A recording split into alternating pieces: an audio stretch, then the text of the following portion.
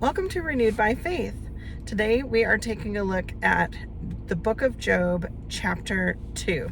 We're taking a deep dive. I'm using the NIV version of the Bible to read from. You're welcome to use any version if you're going along through this study with me. Let's dive right in.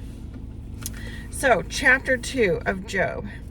On another day, the angels came to present themselves before the Lord, and Satan also came with them and present himself before them.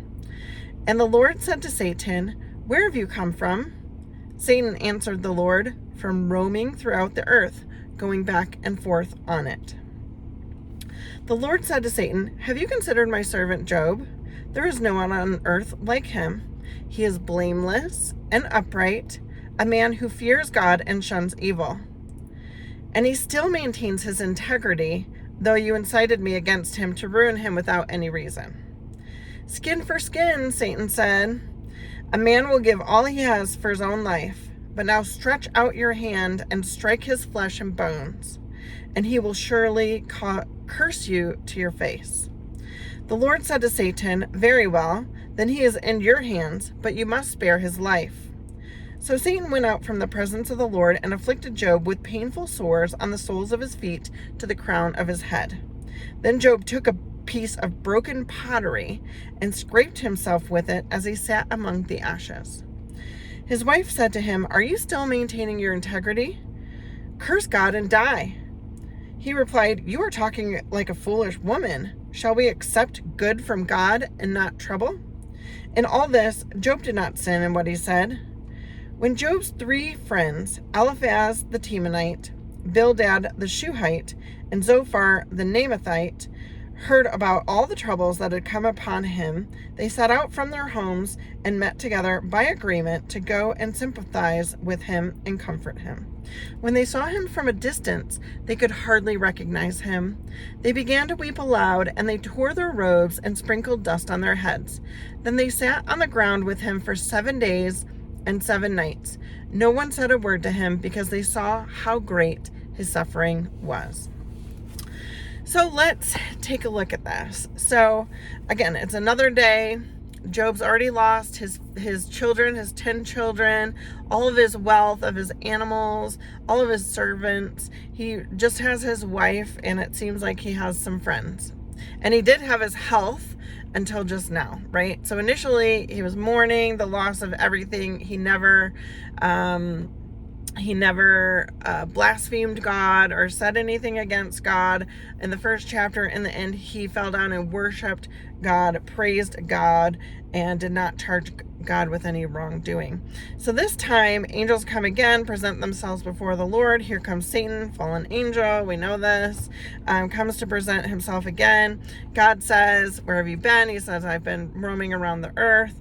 And then the Lord said to Satan, "Have you considered my servant Job? There's no one on earth like him." Again, he says he's blameless and upright, but remember in the first video, that means he's a man of integrity, moral integrity.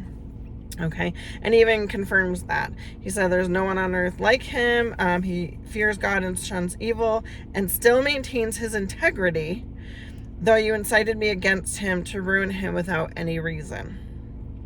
And Satan says, "Skin for skin, a man will give all he has for his own life, but now stretch out your hand and strike his flesh and bones, and he will curse you to your face." So Satan is saying, the last time you didn't hurt him, you hurt everything else, right? You hurt his kids, you hurt his wealth, but you didn't hurt him specifically. But if you hurt him by making him ill or hurting his person, then he'll curse you and die, is what Satan says to God.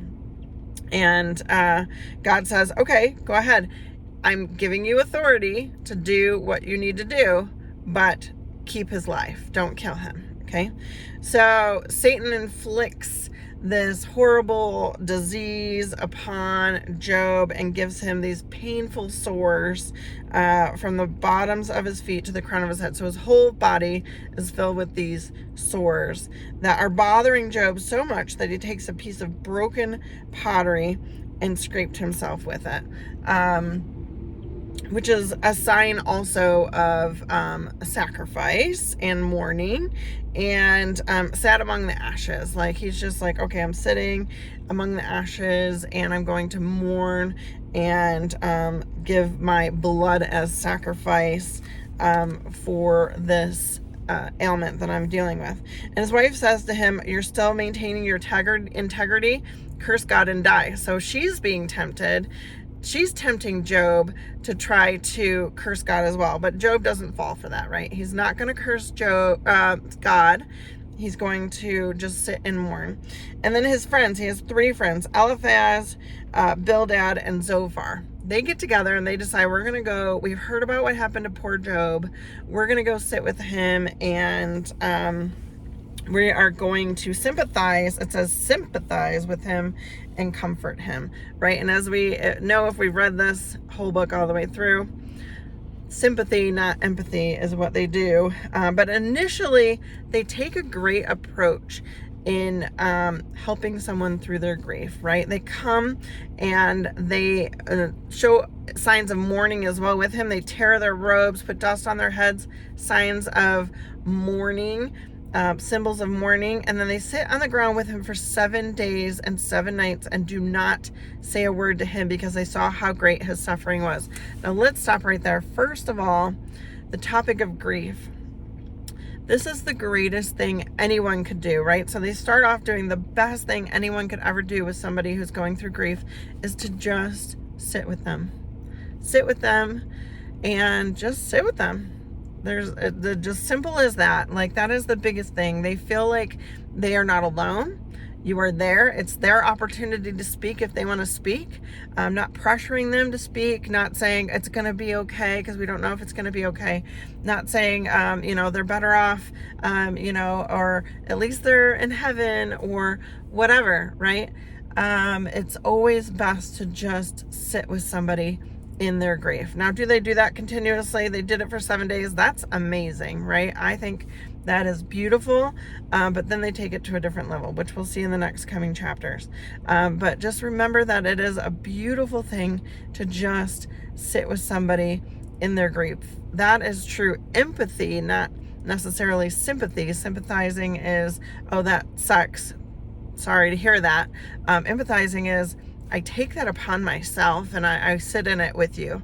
And that's what they're doing, right? They're taking upon this mourning. They show signs of mourning. They tear their clothes. They put ashes on their head and they just sit with him. What a beautiful image of sitting with somebody, providing empathy and compassion and love. So in the beginning, these friends are amazing, but we'll see how it kind of flips a bit in the next coming chapters, and we'll see some back and forth between Job and his friends. But stay tuned to the next few videos. We're going to go chapter by chapter through the book of Job and talk about how and why Job ends up in the place of suffering that he does.